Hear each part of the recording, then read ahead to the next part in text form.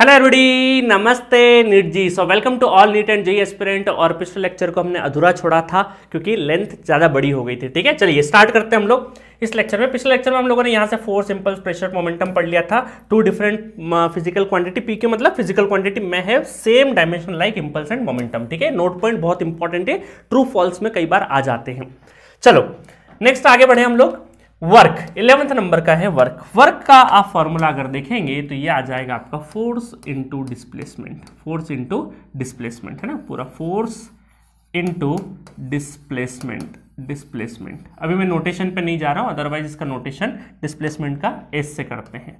Displacement, ठीक है, ये फोर्स का एफ इनटू डिस्प्लेसमेंट का एस। ठीक है, चलो फोर्स अभी मैंने बताया डिस्प्लेसमेंट काय में होता है, मीटर में होता है, तो ये तो बहुत आसान है, एल कर देंगे सिर्फ और सिर्फ। फोर्स mlt माइनस 2 है ना, mlt minus 2 that is our force. और इसके साथ में क्या है, डिस्प्लेसमेंट है, डिस्प्लेसमेंट में एल और आ जाएगा, और इसको एल को जब कर देंगे तो यहाँ पर आपका आ जाएगा dimensional formula m l square t minus square. ठीक है, ये हो जाएगा। तो ये फॉर्मूला बन गया आपका काय का, वर्क का, है ना। तो वर्क को हम लोग अगर इसका यूनिट लिखें, इसका जो पॉपुलर यूनिट है, वैसे तो यहां से भी यूनिट बना सकते हो, बट जो पॉपुलर यूनिट है वो है आपका जूल। जूल इसकी क्या है, पॉपुलर यूनिट है। ठीक है, नेक्स्ट है आपका पावर। पावर क्या होता है, पावर ये होता है rate of change of work with respect to time, मतलब W डिवाइडेड बाई टाइम आपका क्या हो जाएगा, वर्क डन, है ना, वर्क डिवाइडेड बाई टाइम। ठीक है, अब देखो वर्क का तो आपको क्या है, वर्क का आपको डायमेंशनल फॉर्मूला याद है, और अगर याद नहीं भी है तो आपको ये तो पता है ना कि वर्क क्या होता है, फोर्स इनटू डिस्प्लेसमेंट होता है, ये तो पता है ना, ये तो आपको पता है कि work force into displacement. Force का मतलब है mlt minus 2, mlt minus 2, mlt minus 2। ठीक है, और आपका जो डिस्प्लेसमेंट है वो हो जाएगा l, और टाइम का आ जाएगा t। तो अब देखो यहां से डायमेंशनल फॉर्मूला बनाना कितना आसान है, m l स्क्वायर है ना, l स्क्वायर, और t ऊपर आ जाएगा तो t का क्या हो जाएगा, माइनस क्यूब हो जाएगा। ये हो जाएगा आपका पावर। और पावर का जो पॉपुलर यूनिट है, नॉर्मली तो अगर वर्क को हम लोग जूल ले ले तो जूल पर सेकेंड, इसका जो यूनिट हो जाएगा वो क्या हो जाएगा, जूल पर सेकेंड। और आगे चल के जब इलेक्ट्रिसिटी मैग्नेटिज्म में जाएंगे तो वॉट इसकी पॉपुलर यूनिट है। जूल पर सेकेंड भी इसकी यूनिट है और वॉट भी इसकी यूनिट है, और क्या आ जाएगा, ml square t minus Q. ठीक है, नेक्स्ट है आपका काइनेटिक एनर्जी। काइनेटिक एनर्जी अगर देखें तो काइनेटिक एनर्जी की बहुत इंपॉर्टेंट है, इसका फॉर्मूला पता होना चाहिए, half mv square, mass into velocity का स्क्वायर, वेलोसिटी का स्क्वायर। ठीक है, तो इसका मतलब है कि अगर ये तो कांस्टेंट है, कांस्टेंट से कोई लेना देना है क्या, हमारे डायमेंशनल फॉर्मूला में कांस्टेंट की कोई जगह है क्या, नहीं जगह है, सिर्फ और सिर्फ इनके बाकी जो हमारे फंडामेंटल क्वांटिटीज है उन्हीं की वैल्यू है। तो मास को हम लोग कैसे डिनोट करते हैं, केजी से, वेलोसिटी को मीटर पर सेकेंड का होल स्क्वायर, है ना। अब देखो यहां पर क्या हो जाएगा डायमेंशनल फॉर्मूला, मास का m, मीटर का l स्क्वायर, और टाइम माइनस 2, ये हो गया आपका डायमेंशनल फॉर्मूला। अब थोड़ा सा ध्यान से देखिए, काइनेटिक एनर्जी है, इसका भी यूनिट क्या हो जाएगा, जितनी भी एनर्जी होती है काय में होती है, जूल में। एनर्जी काय में होती है, जूल में होती है, जूल में। अब देखो जूल क्या था, वर्क भी क्या था, जूल में, ये भी क्या था, जूल में। तो जितने भी एनर्जी है, चाहे पोटेंशियल एनर्जी है, काइनेटिक एनर्जी, उनकी सबकी यूनिट क्या होती है, जूल होती है, जैसे कि वर्क की जूल होती है। अब देखो यहां पर क्या, वर्क डन भी क्या एक तरह का एनर्जी है, फॉर्म ऑफ एनर्जी। अब देखिएगा काइनेटिक एनर्जी का फॉर्मूला और वर्क का फॉर्मूला, डायमेंशनल फॉर्मूला आप देखोगे तो क्या है असल में, ml square t minus 2, ml square t minus 2। But क्या ये डायमेंशनली बराबर है, तो क्या असल में वर्क और काइनेटिक एनर्जी को बराबर बोल सकते हैं? अगर बराबर बोल ही देते तो अलग अलग नाम से पढ़ते ही क्यों भाई अपन, है ना, नहीं है ना। पिछले लेक्चर में मैंने बताया कि डायमेंशनली अगर वो बराबर है तो इसका मतलब ये नहीं कि फिजिकली भी बराबर हो। ये पॉइंट जो है ना, मैं आगे चल के और बहुत अच्छे से डिटेल वर्जन में समझाऊंगा आपको, अभी यहां जरूरत नहीं है उसकी। अभी सिर्फ ये समझो कि दो फिजिकल क्वांटिटीज का सेम डायमेंशनल फॉर्मूला हो सकता है।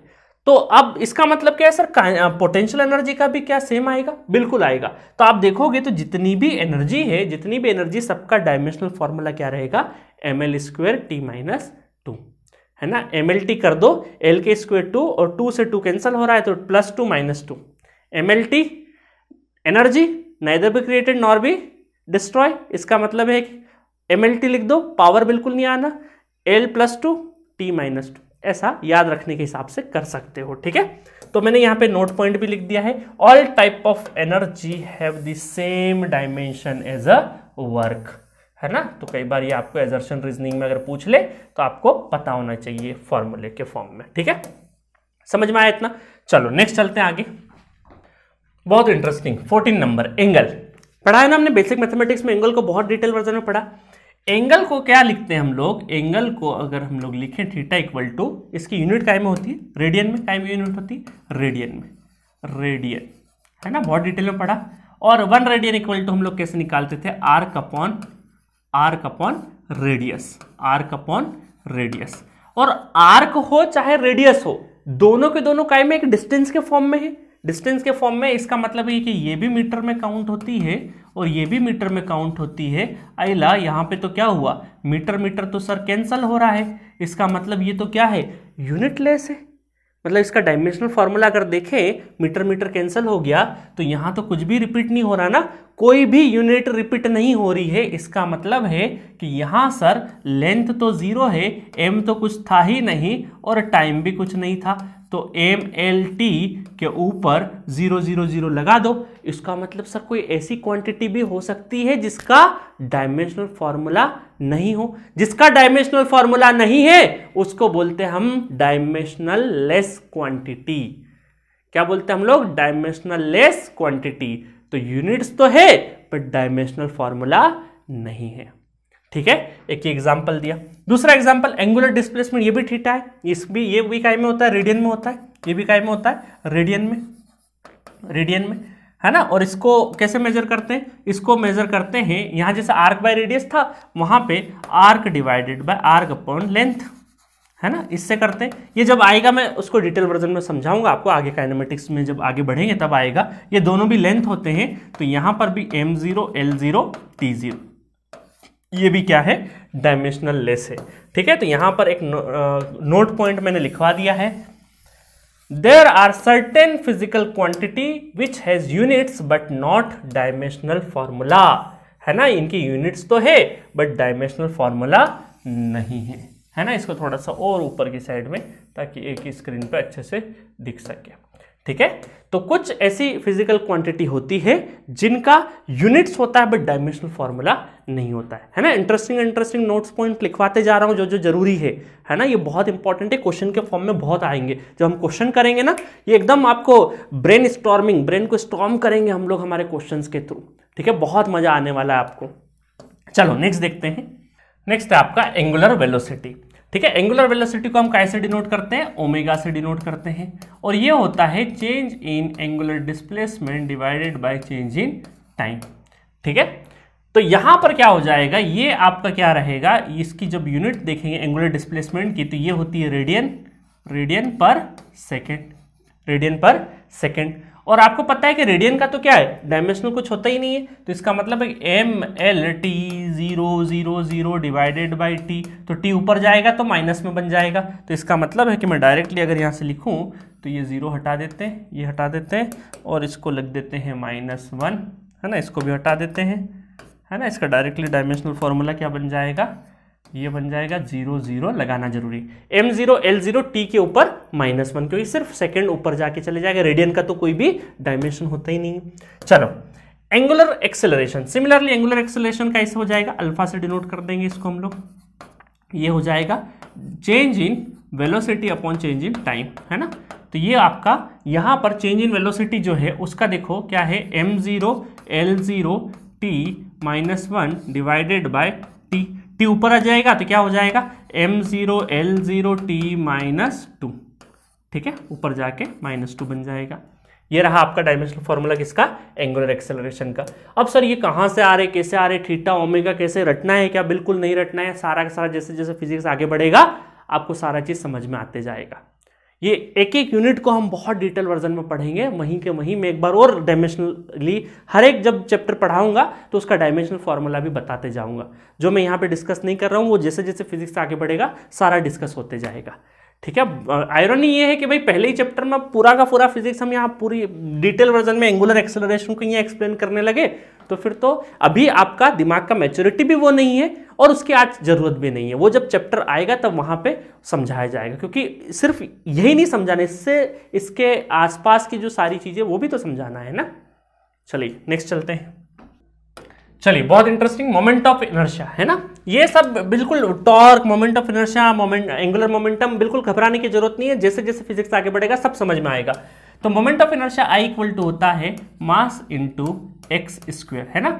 डिस्प्लेसमेंट को क्या है, डिस्टेंस जो है ना उसको, डिस्टेंस को और डिस्प्लेसमेंट को एक्स और एस से डिनोट करते हैं, याद रखना है ना। ये असल में आपका क्या है, मास इंटू, इसको मैं लिख देता हूं मास इंटू डिस्टेंस का स्क्वायर, डिस्टेंस का स्क्वायर, ठीक है। चलो अब समझ में आ जाएगा। अब इसका मतलब क्या है यहाँ पे, केजी मीटर स्क्वायर, और केजी क्या हो जाएगा, केजी इसका मतलब है एम एल स्क्वायर, टी कुछ भी नहीं है तो 0। ये हो गया आपका डायमेंशनल फॉर्मूला, आसान है बिल्कुल ही। चलो नेक्स्ट चले टॉर्क। टॉर्क क्या होता है, फोर्स इंटू टाउ क्या होता है, फोर्स इंटू परपेंडिकुलर डिस्टेंस, ये परपेंडिकुलर डिस्टेंस है ना, फोर्स इंटू परपेंडिकुलर डिस्टेंस, जैसे फोर्स लग रहा है तो उससे जो परपेंडिकुलर डिस्टेंस होगा वो लेंगे। अभी समझ में नहीं आएगा, याद रखो आगे चल के जब इसका टॉर्क का पूरा आएगा तो इसको बहुत ही बेसिक से डेफिनेशंस लेके, अलग अलग रियल लाइफ एग्जांपल लेके आपको टॉर्क दिखने लगेगा, है ना। तो बिल्कुल घबराना नहीं है अभी। तो परपेंडिकुलर क्या है आपका, डिस्टेंस है ये, तो डिस्टेंस आपका मीटर में होता है, और ये हमारा न्यूटन मीटर, न्यूटन, अरे न्यूटन में आपकी स्पेलिंग गलत लिखेंगे तो क्या होगा, ठीक है न्यूटन मीटर कर देते हैं, ठीक है। चलो न्यूटन मीटर कर देते हैं। न्यूटन का मतलब क्या है, MLT-2, है ना। न्यूटन मतलब फोर्स, फोर्स मतलब MLT-2, और मीटर का मतलब है लेंथ, L आ जाएगा। तो इसका मतलब है कि डायमेंशनल फॉर्मूला आपका बन जाएगा ML²T-2। ये तो देखा देखा लग रहा, टॉर्क का डायमेंशनल फॉर्मूला ML²T-2 देखा देखा लग रहा। कहां देखा था, एनर्जी का, एनर्जी और टॉर्क का भी डायमेंशनल फॉर्मूला क्या है, बराबर है। हो सकता है बिल्कुल, सारी एनर्जी का तो सब बराबर होता ही है, बट एनर्जी और टॉर्क का भी क्या है, बराबर है। चलो आगे चल के देखेंगे। नेक्स्ट आपका एंगुलर मोमेंटम, एल से डिनोट करते हैं, ये होता है MVR, मास वेलोसिटी इंटू रेडियस, है ना। MVR का मतलब है कि मास वेलोसिटी, है ना, इसकी यूनिट में देखते हैं ना, तो ये हो गया mass into velocity into radius, ठीक है। अब समझ में आ गया।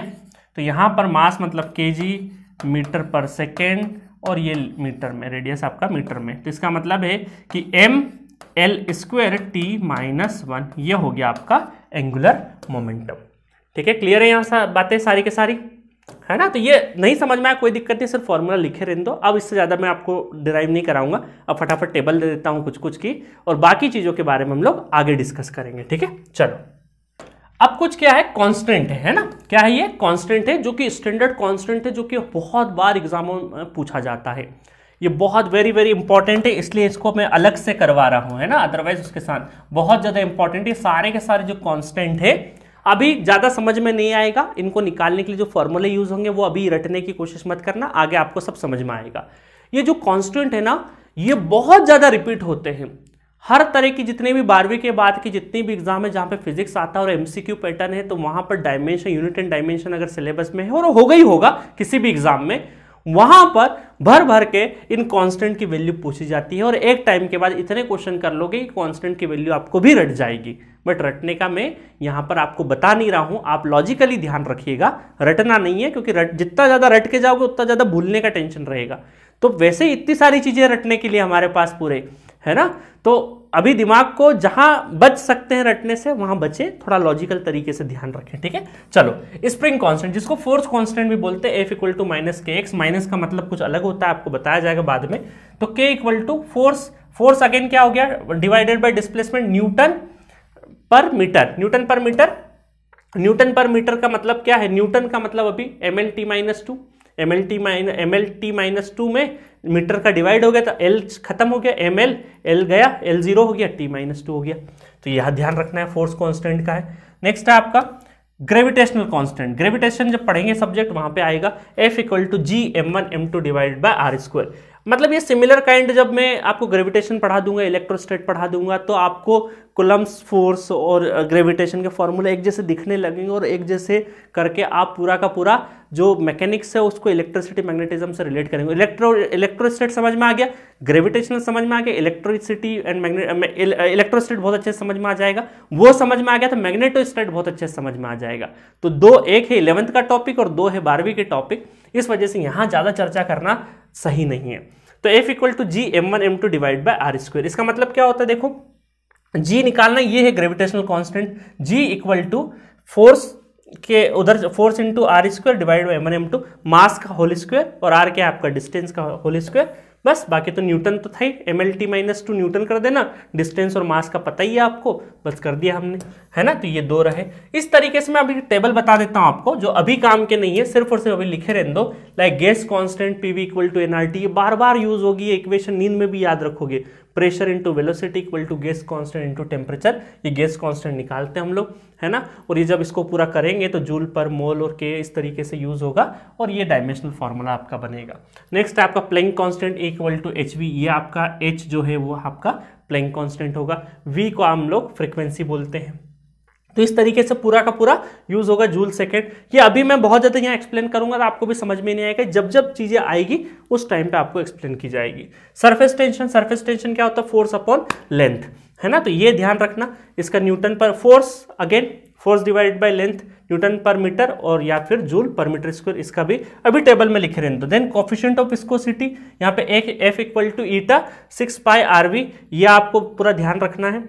Time period T equal to 1 by frequency, है ना। टाइम पीरियड को तो T तो डायरेक्ट सेकंड में ही होता है ना। और ये 1 अपॉन फ्रीक्वेंसी, फ्रीक्वेंसी और टाइम पीरियड क्या होते हैं, एक दूसरे के इनवर्स होते हैं, ध्यान रखना है ना इस चीज के लिए, क्योंकि ये इसकी यूनिट हर्ट्स में होती है ना, सेकंड इनवर्स मत करना, हर्ट्स पॉपुलर यूनिट है इसकी। और m0 L0 T माइनस। तो ये जो 8 तरह के कांस्टेंट है, 2 कांस्टेंट ये बताए मैंने, उसके बाद यहां पर बचे हुए कांस्टेंट यहाँ पे, तो ये टोटल 8 कांस्टेंट जो है बहुत ज्यादा इंपॉर्टेंट है। उसमें से भी 2 तो बहुत आसानी से याद हो जाएंगे, तो 2 तो हटा दो, बचे हुए 6 कांस्टेंट को बहुत अच्छे से ध्यान रखना है। इसको मैं अभी डिराइव नहीं करा रहा हूं क्योंकि इसके अंदर की चीजें बहुत सारी जो चीजें जब चैप्टर चलेगा ही चलेगा तो वहां पे समझाया जाएगा आपको। तो मैंने बेसिकली क्या किया है कि इसके पहले जितनी भी मैंने चीजें डिस्कस करी है, 20 क्वांटिटीज जो डिस्कस करी है, ये जो अपकमिंग 4, 5, 6 चैप्टर में रिपीट होने वाली होगी उसको थोड़ा सा डिटेल में एक्सप्लेन कर दिया मैंने। मेरा मन था इसको भी नहीं बताऊं, बट वो फील नहीं आता है ना। चाहता तो मैं भी इसको टेबल में बना के बता देता, ये कर लो, ये कर लो, ये कर लो, बट आपको जो फीलिंग है ना भाई, क्यों देख रहे हो, थोड़ा सा फील के साथ में थोड़ा सा दिमाग के अंदर और अच्छे से घुसे, है ना, तो वो ज्यादा अच्छे से समझ में आता है। इस वजह से अब मैं चाहता था, मैंने टेबल है ना उसकी भी निकाल रखी थी, आपकी हीट की निकाल रखी थी, इलेक्ट्रिसिटी और मैग्नेटिज्म की भी टेबल निकाल रखी थी, बट मैं उसको अभी यहाँ पे लगा भी दूंगा तो उसका कोई मतलब नहीं है, नोट्स में पढ़ा रहेगा, आप देखोगे भी नहीं।